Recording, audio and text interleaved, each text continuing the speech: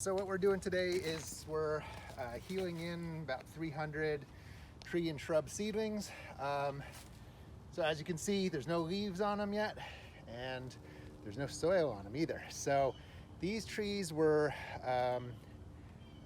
either dug up or air spaded, where they blow compressed air off the roots of the tree, so that they can take them out of the ground before the tree breaks dormancy. So it's a very efficient way to transport them. I like working with this stuff because there's no container.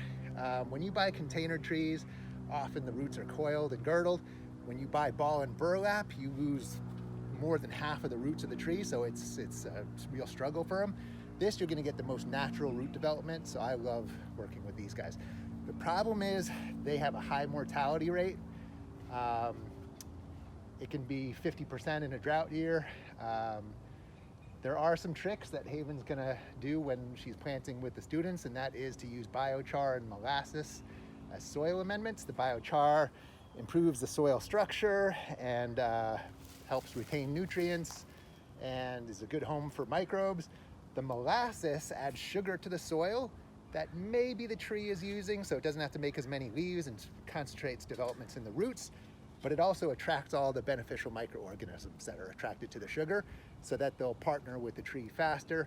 And that combination has reduced bare root seedling mortality to like 5% or less. It's fantastic. Because we can't plant these right away, there were a couple options.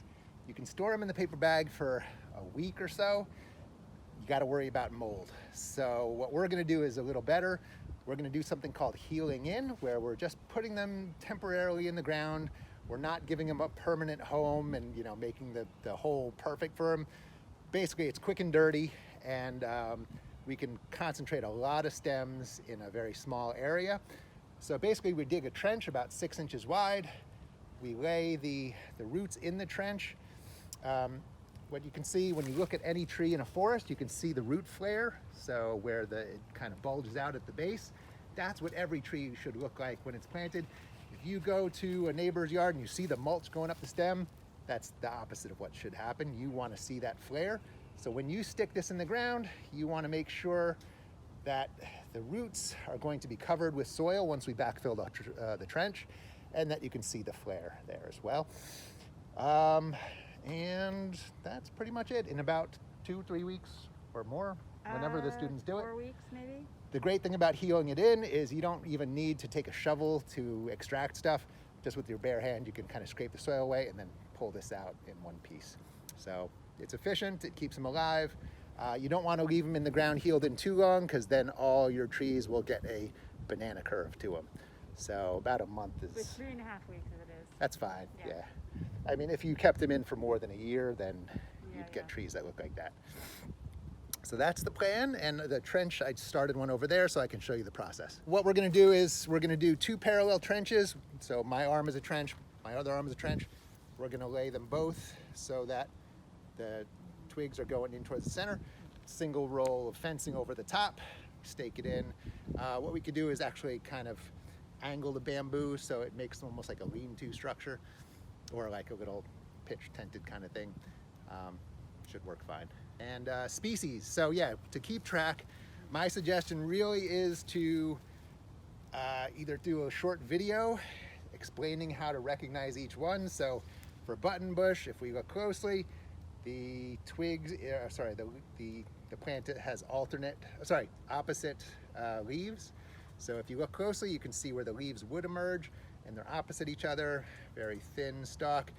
If you've got flowering dogwood or other dogwoods, they're gonna have different buds. So that would be one way to do it. Otherwise, just keep them together, and maybe there's a tag or something we can use. How about we put them in alphabetical order? That's a great idea. Whatever you want. Yeah. Yep. Okay. Oh, one other thing.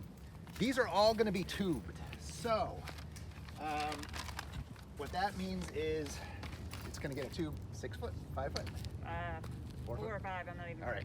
So there's going to be a plastic sleeve that goes over every single tree once it's in its final home. That's to keep the deer from eating it. When it's in a tube, it's going to try to get up as quick as it can to get more sunlight. and then hopefully get above the point where deer can eat them. So to help the tree in that process, if it's got multi-stems, we want to nip one of those off. So for example, this guy here, it's going to take this guy a long time to get up to the top of the tube. But if we leave that secondary stem there, you're going to get two going up. The tree's going to be splitting its energy. So we're going to nip that one off. It's okay if it comes up in big clumps. If it was a final resting place for the tree, we would want to get rid of any of the roots in there. That looks like a special shovel just for this job. This is for cutting through roots, so it's, yeah. Okay, so trench like that, real simple. And now, so the roots you get from the Saratoga nursery, look at that, that's beautiful. Now, sometimes you're gonna get like one root that is just crazy long, and for whoever's planting it, they're gonna have a hard time getting that nicely in the ground. So oftentimes I'll see volunteers and the roots are kind of like tassels sticking in the wind. So if you have any roots that are just crazy long, it's better to just prune them off. So we'll do that. Yep. When it comes to pruning the roots or like transplanting a plant and you're not sure if you get all the root, is there like a general rule of how much of a root you need to have for the plant to survive? So I've seen bare root stock where it's just a little nub and it survives. So yeah. Depends on the will of the plant to live. Yeah, maybe that. So the other thing too is, like I was saying, we want a single stalk. This is going to be a small tree. So we're going to take off the competing stems. Okay, we want to see where the root flare should be. So that would be about here. You could also look for a color change. So yeah, you definitely want to get all the roots covered. And in this case, root flare should be about here. All right. So we just lay it down. This does not have to be perfect. Does not matter if the roots are not spread out, because we're taking it out in 3 weeks, just like that. Now, basically, we just peeled it in. That's it. You can tamp it down a little bit. And it can have multiple neighbors. Thanks, that's not necessary. So we could put a half dozen right here. It's okay, it's just temporary. The other thing I wanted to do before I head to the other walk is show you the quick and dirty way. You've got 300 seedlings to get in the ground. That's a lot of seedlings. For the permanent one, so like after the elementary school kids do their thing and you have 100 seedlings, it's getting dark or you're just sick of it, then the quick and dirty way that actually does work. So when they're replanting forests after like a timber company comes through, just jab the shovel in, spread it with the blade, like so. Take your seedling. Here. Okay, and you find where the root flare is. You want to fan the roots out. You don't want the roots going straight down. Most of the roots are in the top couple inches. All right, and I'm gonna do another parallel jab.